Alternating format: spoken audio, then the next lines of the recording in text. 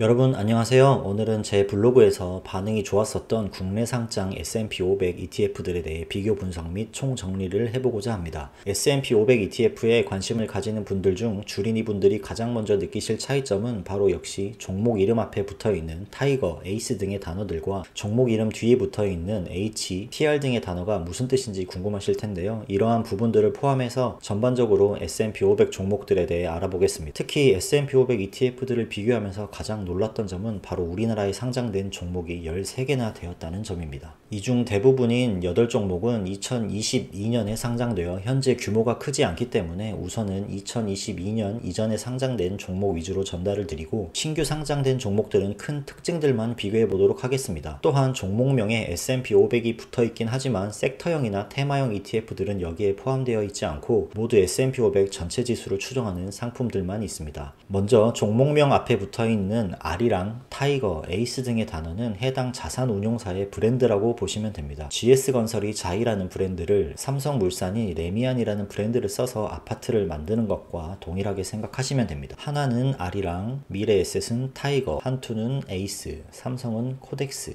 KB는 KB스타, 이렇게 브랜드를 사용하고 있다고 보시면 됩니다. 자, 그럼 본격 비교에 앞서 종목명 뒤에 붙어있는 H, TR, TRH는 무슨 뜻일까요? 종목명이 그냥 S&P 500으로만 끝나는 종목들도 있고 H, TR 단어가 붙어있는 종목들도 있는데 이 뜻은 아주 간단합니다.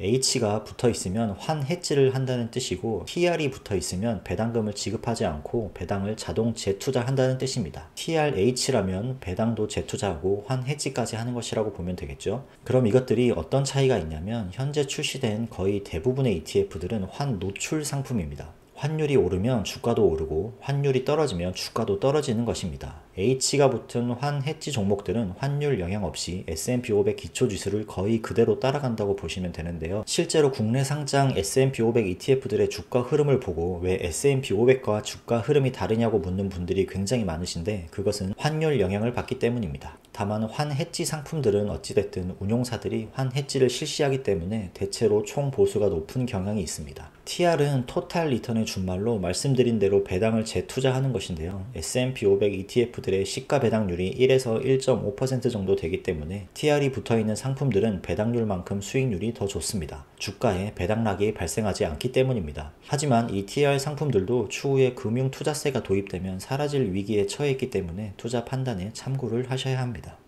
2022년 이전에 출시된 가장 규모가 큰 ETF들부터 비교를 해보겠습니다. 현재 주가는 출시가 가장 오래된 R이랑 상품이 16,000원대로 가장 높고, 같은 날 상장한 타이거, 에이스가 13,000원 전후로 비슷하고 코덱스와 KB스타가 1만원 초반대입니다. 시가총액의 경우 부동의 1위는 역시 타이거입니다. 참고로 타이거라는 브랜드를 사용하는 미래에셋은 해외 주식형 ETF를 우리나라에 가장 적극적으로 출시하면서 인기가 많은 운용사 중 하나인데요. 해외 주식형 ETF 시가총액 1위부터 6위까지가 모두 타이거 상품들일 정도로 인기가 높습니다. 가장 오래된 R이랑이 시가총액이 매우 낮은데 이 부분은 뒷장에서 추가로 설명드리겠습니다. R이랑을 제외하면 2022년 이전에 상장한 이 종목들은 모두 안정적인 시가총액을 보유하고 있습니다. 그 다음 운용 보수를 보면 KB스타가 0.021%로 가장 낮습니다. 하지만 이 운용 보수에는 큰 함정이 있는데요. 요즘은 많은 분들께서 이 진짜 총보수에 대한 개념을 잘 알고 계십니다. 실제로 ETF 상품 설명서에 나와 있는 운용 보수는 여기 보시는 것처럼 0.05% 전후입니다. 하지만 여기에는 기타 비용, 매매중개 수수료율 등이 빠져 있습니다.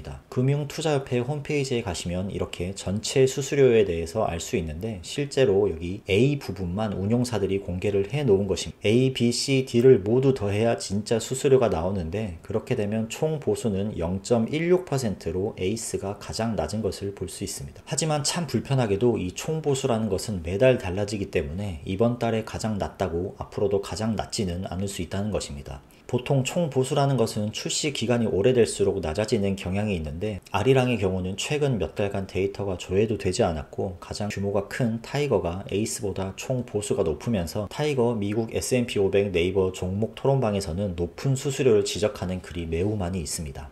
저는 그래서 매달 이렇게 총 보수를 체크해 볼 필요 없이 가장 마음에 드는 두세 가지 종목을 다 매수하면 되지 않을까, 이렇게 심플하게 접근하기로 했습니다. 저는 그래서 2022년 이전 출시된 ETF들 중에서는 타이거와 에이스 두 종목을 모두 매수하고 있습니다. 그 다음으로는 배당, 거래 규모, 수익률 등에 대해 비교해 보겠습니다. 배당금의 경우 타이거, 에이스, KB스타만 지급을 하고 있고 코덱스는 TR이기 때문에 배당금을 지급하지 않습니다. 대신에 다른 종목들보다 수익률이 조금 더 좋은 걸 볼 수 있습니다.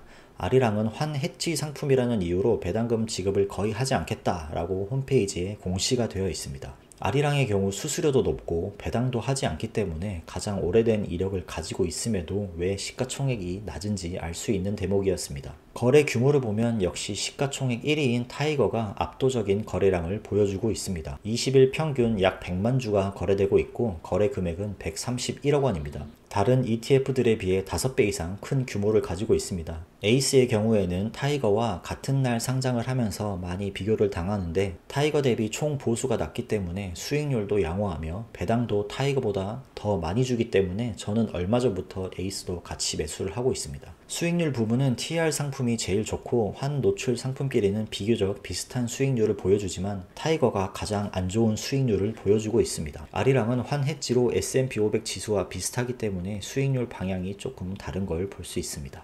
2022년 이후 상품들은 눈에 띄는 몇 가지 상품만 언급하고 넘어가도록 하겠습니다. 아직 출시가 얼마 되지 않았기 때문에 대부분 시가총액이 100억 원 언저리입니다. 아직까지 투자할 만한 장점들은 보이지 않습니다. 그중 가장 눈에 띄는 종목은 솔 미국 S&P 500과 타이거 미국 S&P 500 TR입니다. 솔은 S&P 500 ETF 중에서 유일하게 월배당을 지급하는 ETF로서 출시 초기부터 개인 투자자들에게 좋은 호응을 얻으면서 시가총액이 벌써 400억 원을 돌파했습니다. 같은 시기에 출시한 아리랑과 하나로에 비하면 훨씬 높은 수준입니다. 그 다음은 배당 재투자와 환해지 두 가지 조건을 모두 가지고 있는 타이거 미국 S&P 500 TRH입니다. 역시 미래에셋 상품이라 그런지 사람들에게 많은 인기를 끌면서 솔보다 높은 시가총액을 기록하고 있습니다.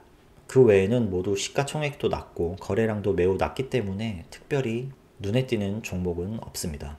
이렇게 우리나라에 상장된 S&P 500 ETF들에 대해서 알아보았습니다. 이 중에 본인과 가장 잘 맞는 ETF를 선택해서 투자를 하시면 될 것 같은데요. 제가 몇 가지 유형으로 추천을 드려보자면 압도적인 시가총액과 거래량, 안정적인 배당금을 받고 싶으신 분들은 1번 타이거 미국 S&P 500, 총 보수가 가장 저렴하고 모든 것이 안정적인 육각형 ETF를 원한다 라고 하면 2번 에이스 미국 S&P 500, 배당금 받을 필요 없고 자동 재투자를 하고 싶으면 TR 상품 중 시가총액이 가장 높은 3번 코덱스 미국 S&P 500 TR, 난 투자할 때 배당 받는 재미가 있더라, 월배당 받는 게 좋다 라고 하면 4번 솔 미국 S&P 500 이렇게 추천을 드려봅니다.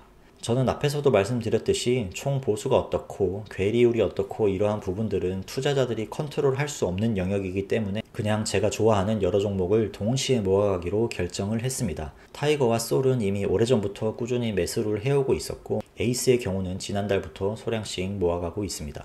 우리는 앞으로 20년, 30년 후에 ETF를 매도하고 여유로운 삶을 즐길 사람들인데 단순히 시가총액, 수수료 등을 떠나서 ETF 운용사들이 과연 그때까지 망하지 않을까라는 운용사 리스크도 대비를 하면 좋을 것 같다는 생각이 듭니다. 그렇기 때문에 저는 여러 가지 종목을 모아가는 것도 괜찮은 방법이라고 생각합니다. 그럼 오늘도 긴 영상 시청해 주셔서 감사합니다. 안녕.